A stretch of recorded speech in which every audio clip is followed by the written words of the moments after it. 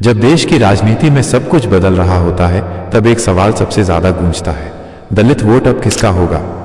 मायावती की चुप्पी क्या वापसी की तैयारी है या खत्म होती एक राजनीतिक विरासत?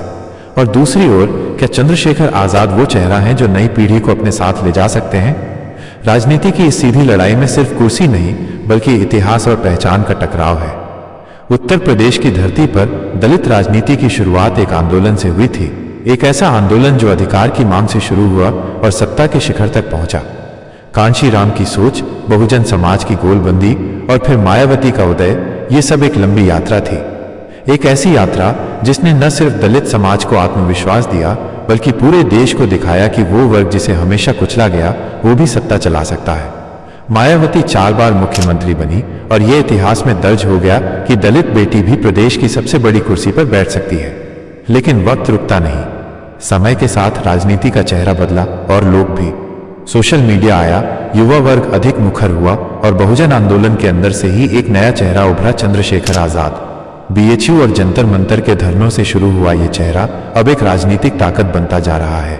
लोग उसे रावण कहते हैं, कुछ सम्मान से, कुछ विरोध से, लेकिन वो नाम अब आंदोलन का प्रतीक बन गया है। अब सवाल उठता है कि क्या बहन जी की राजनीति पुरानी हो गई है? क्या दलित युवा अब उन्हें सुनना बंद कर चुका है, या फिर ये सब दिखावा है और मायावती की वापसी एक सोची समझी रणनीति का हिस्सा है? एक तरफ मायावती है, अनुशासन, अनुभव और सत्ता चलाने का इतिहास। दूसरी ओर चंद्रशेखर है, आक्रोश, सोशल मीडिया पर पकड़ और युवा ऊर्जा। चुनाव के समीकरण से पहले समझना जरूरी है कि दलित वोट का मनोविज्ञान क्या कहता है। दलित समाज भावनात्मक रूप से जुड़ता है, लेकिन अब वो सवाल भी करता है। पहले सिर्फ पहचान की राजनीति थी, अब प्रदर्शन भी देखा जाता है। मायावती ने वर्षों तक एक तरफा समर्थन पाया, लेकिन 2014 के बाद से ग्राफ लगातार गिरा है। ये गिरावट क्या थकान है या भरोसे की कमी? ये आप हमें कमेंट में बताएंगे। उससे पहले चैनल को सब्सक्राइब कर ले ताकि ऐसी वीडियो आप तक सबसे पहले पहुंचे। बहन जी की राजनीति में अनुशासन हमेशा केंद्र में रहा है। वो प्रेस कॉन्फ्रेंस में सीमित बोलती हैं, उनके पोस्टर में चकाचौंध नहीं होती और वो कभी सड़क पर नारे लगाते हुए नहीं दिखती।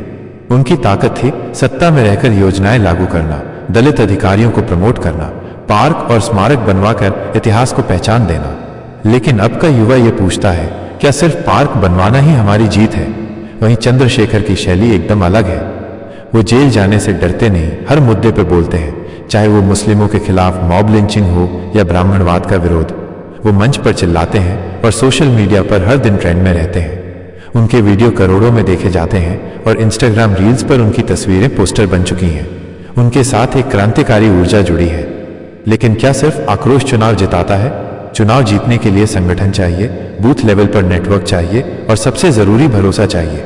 चंद्रशेखर के पास फिलहाल ये सब कम है। उनकी पार्टी भी नहीं है, फंडिंग की चुनौती है और नेताओं की टीम सीमित है।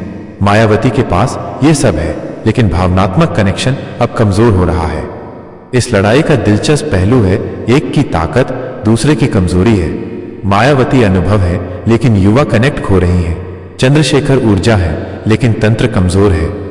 और यही वजह है कि दलित समाज अब 2 हिस्सों में बटा दिखता है। कुछ लोग कहते हैं कि मायावती ही विकल्प है, क्योंकि वो पहले भी सत्ता में रही हैं और जानती हैं कि सरकार कैसे चलाई जाती है। दूसरे कहते हैं कि अब बदलाव चाहिए, वो बदलाव जो सड़क पर दिखे, आवाज में हो और सच्चाई के साथ जूझे। इस द्वंद्व के बीच 2027 की सियासत आकार ले रही है। बीएसपी धीरे धीरे मैदान में लौटने की कोशिश कर रही है। पुराने कार्यकर्ता फिर से सक्रिय हो रहे हैं। मायावती की कुछ सभाएं पहले से ज्यादा सुर्खियां बटोर रही हैं। सोशल मीडिया पर उनकी पीआर टीम भी थोड़ा एक्टिव हुई है, लेकिन इन सब के बावजूद वो पुरानी लहर अब नहीं दिखती। वहीं दूसरी तरफ चंद्रशेखर की रैलियों में युवाओं की भीड़ दिख रही है, लेकिन उनमें से कितने वोट देंगे, ये सवाल है। नारा लगाना और वोट डालना दोनों अलग बातें हैं। दलित समाज आज एक नए मोड़ पर खड़ा है। वो भावनात्मक रूप से जुड़ना भी चाहता है और व्यावहारिक लाभ भी चाहता है। मायावती ने उसे इतिहास दिया है, पहचान दी है, लेकिन चंद्रशेखर भविष्य का वादा कर रहे हैं। अब सवाल सिर्फ ये नहीं कि कौन नेता अच्छा है, सवाल है कौन उस समाज को वो चीज दे सकता है जिसकी उसे सबसे ज्यादा जरूरत है। क्या वो आत्मसम्मान है, क्या वो रोजगार है, या क्या वो राजनीतिक भागीदारी? मायावती ने सत्ता में रहते हुए उन अधिकारियों को बढ़ावा दिया जो दलित समाज से आते थे। ये उनके शासन की सबसे बड़ी ताकत मानी गई थी। उन्होंने जमीनी स्तर पर योजनाएं लागू की, जैसे कि अंबेडकर ग्राम योजना, छात्रवृत्ति और स्कॉलरशिप्स। ये सब वो चीजें हैं जो कागज पर वोट नहीं देती, लेकिन धीरे धीरे असर छोड़ती हैं। चंद्रशेखर के पास ये सब नहीं है क्योंकि वो सत्ता में नहीं रहे, लेकिन उनकी बातों में सत्ता का डर नहीं, चुनौती है। वो सीधे कहते हैं, हम किसी के रहमो करम पर नहीं जिएंगे। उनकी आवाज में वो गुस्सा है जो कभी बहन जी की आंखों में दिखता था। बहन जी अब धीरे बोलती हैं, नपे तुले शब्दों में। चंद्रशेखर ललकारते हैं, बहन जी योजना की बात करती हैं। चंद्रशेखर सीधी टक्कर की, और इस संघर्ष में दलित वोटर खुद को असमंजस में पाता है। बुजुर्ग पीढ़ी बहन जी को देखती है क्योंकि उसने उन्हीं को लड़ते हुए देखा है, लेकिन युवा चंद्रशेखर में वो जोश पाता है जो उसे आज चाहिए। एक कहता है ये इतिहास है, दूसरा कहता है यही भविष्य है। तो अब सवाल है, इतिहास जीतेगा या भविष्य? 2027 जैसे जैसे नजदीक आता है, उत्तर प्रदेश की राजनीति गरमाने लगती है। दलित वोट को लेकर मुकाबला तेज हो जाता है। बीएसपी धीरे धीरे अपने पुराने नेटवर्क को सक्रिय कर रही है। मायावती खुद भले ज्यादा नहीं दिख रही, लेकिन पर्दे के पीछे पूरा संगठन सक्रिय हो चुका है। हर जिले में पुराने जोनल इंचार्ज दोबारा मीटिंग कर रहे हैं। पुराने कार्यकर्ताओं को बुलाया जा रहा है, नारे नए बन रहे हैं, और हर पंचायत स्तर पर बहन जी वापसी करेंगी जैसे स्लोगन सुनाई देने लगे हैं। दूसरी ओर चंद्रशेखर आजाद जमीन पर मोर्चा खोल चुके हैं। वे यूपी के छोटे छोटे कस्बों में रैलियां कर रहे हैं। वो जगहें जहां पहले बीएसपी का गढ़ हुआ करता था, अब चंद्रशेखर वहां पैर जमा रहे हैं। वो साइकिल पर चलते हैं, ट्रैक्टर ट्रॉली में बैठते हैं, गांव-गांव घूमते हैं और खुले मंचों से बोलते हैं, अब बहुजन सिर्फ वोट नहीं देगा, हक भी मांगेगा। उनकी ये रणनीति एकदम ग्रासरूट है, बिल्कुल वैसे ही जैसे कांशीराम ने शुरू की थी। लेकिन फर्क इतना है कि कांशीराम चिट्ठियों से काम करते थे और चंद्रशेखर रील्स से। वो जहां भी जाते हैं उनके 15-20 सेकंड के क्लिप्स वायरल हो जाते हैं। अगर हम लड़ेंगे नहीं तो अधिकार कौन देगा? अब हमें आरक्षण नहीं, सत्ता चाहिए। ऐसे एक एक डायलॉग सोशल मीडिया की नस बन चुके हैं। यहां मायावती की राजनीति थोड़ा कमजोर पड़ती दिखती है। वो खुद सोशल मीडिया से दूर है, उनका कंटेंट वायरल नहीं होता। उनकी सभाएं डिसिप्लिन तो होती हैं, लेकिन उतनी शेयरेबल नहीं। युवा ऑडियंस बहन जी को उतनी तेजी से कंज्यूम नहीं कर रही, इसीलिए चंद्रशेखर को हर दिन नया ट्रैक्शन मिल रहा है। अब बात आती है चंद्रशेखर की 5 बड़ी चालों की, जिसने बहन जी की टीम को हिला दिया। पहली चाल, उन्होंने खुलकर कहा, हम बहन जी के खिलाफ नहीं हैं, लेकिन हम अब ब्लाइंड फॉलो नहीं करेंगे। इस एक लाइन ने उनके खिलाफ माहौल नहीं बनने दिया। उन्होंने बहन जी को टारगेट नहीं किया, लेकिन खुद को विकल्प के तौर पर स्थापित कर दिया। दूसरी चाल, उन्होंने युवाओं के लिए दलित फेलोशिप जैसी योजना घोषित की, जिसमें पढ़ाई, नौकरी और राजनीतिक ट्रेनिंग का वादा था। भले ही अभी सिंबॉलिक हो, लेकिन इससे उन्हें एक विजनरी नेता की छवि मिली। तीसरी चाल, उन्होंने अपने मंचों से सिर्फ दलितों की बात नहीं की, उन्होंने पिछड़ों, मुस्लिमों, महिलाओं सबको जोड़ा। यानी वो खुद को ऑल इंक्लूसिव बना रहे हैं, जबकि बीएसपी का चेहरा अभी भी सिर्फ दलित सेंट्रिक माना जाता है। चौथी चाल, उन्होंने सिंबलिज्म को सही से इस्तेमाल किया। अपने नाम के साथ रावण जोड़ना, अंबेडकर और फूले की तस्वीरें लगाना, शहीद भगत सिंह को आदर्श बताना, इससे उनका नैरेटिव मिक्स हुआ। क्रांति जोड़, न्याय जोड़, युवा ऊर्जा।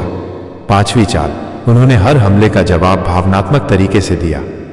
जब मीडिया ने पूछा, आप बहन जी के खिलाफ क्यों, उन्होंने कहा, हम उनके बनाए रास्ते पर चल रहे हैं, लेकिन अब हमें अपनी मंजिल खुद बनानी है। इससे उनके प्रति सहानुभूति बनी रही।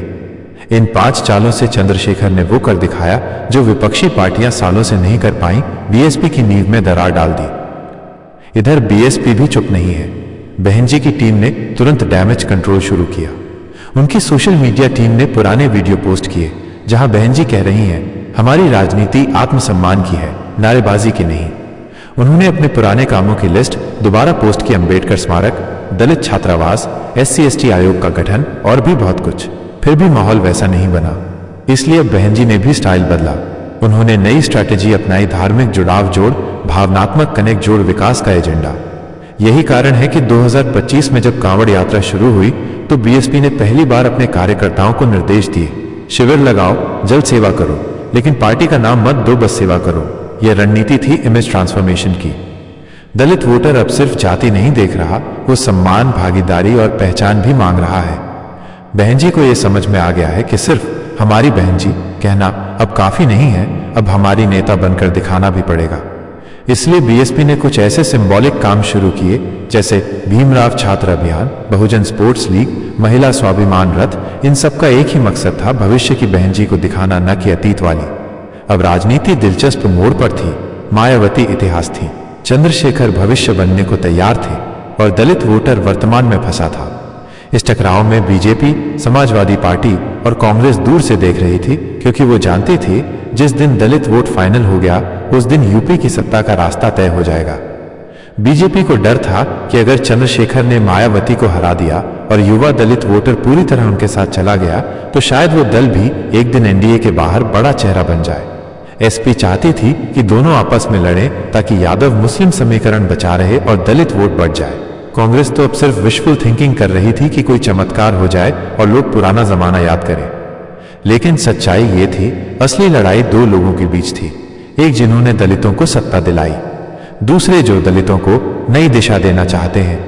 यह सिर्फ राजनीतिक टकराव नहीं था, यह पीढ़ी परिवर्तन की लड़ाई थी। 2027 का चुनावी मौसम उत्तर प्रदेश की गलियों में हलचल थी, लेकिन यह हलचल शोर से ज्यादा एक खामोशी में दिख रही थी। गांवों में चौपालों पर अब कोई खुलकर नहीं कह रहा था कि वोट किसे देंगे। शहरों में युवा अपना मन बना चुके थे, लेकिन बोल नहीं रहे थे। और दोनों तरफ से सवाल सिर्फ एक, दलित वोट किसके साथ जाएगा। बहन जी ने अपनी आखिरी बड़ी रैली लखनऊ में की थी। 70 साल की उम्र में भी वो मंच पर खड़ी थी, बिल्कुल वैसे ही जैसे वो पहले खड़ी होती थी। मंच पर न कोई डीजे था, न फ्लैशी लाइट्स, सिर्फ नीला रंग, अंबेडकर की तस्वीर और उनकी वही शांत आवाज। उन्होंने कहा, हमने आपको अधिकार दिए, पहचान दी और सत्ता दिलाई। अब आप तय कीजिए कि अनुभव के साथ चलेंगे या जोश के बहकावे में आएंगे। लोग तालियां बजा रहे थे, लेकिन चेहरे उतने उत्साहित नहीं दिख रहे थे। बहन जी की सबसे बड़ी चुनौती यही थी, भावनात्मक जुड़ाव का खत्म हो जाना। वहीं दूसरी ओर उसी दिन प्रयागराज में चंद्रशेखर आजाद की रैली थी। मंच छोटा था, लेकिन भीड़ में एनर्जी थी। वो चिल्लाकर बोले, हम किसी की विरासत पर नहीं, अपने हक के लिए आए हैं। बहन जी ने रास्ता दिखाया, अब हम मंजिल तय करेंगे। भीड़ में से आवाज आई, जय रावण, और हजारों ने दोहराया। लेकिन सवाल सिर्फ नारा नहीं था, सवाल था वोट। तो दोस्तों, आज के वीडियो में बस इतना ही। मिलते हैं एक नए वीडियो के साथ, तब तक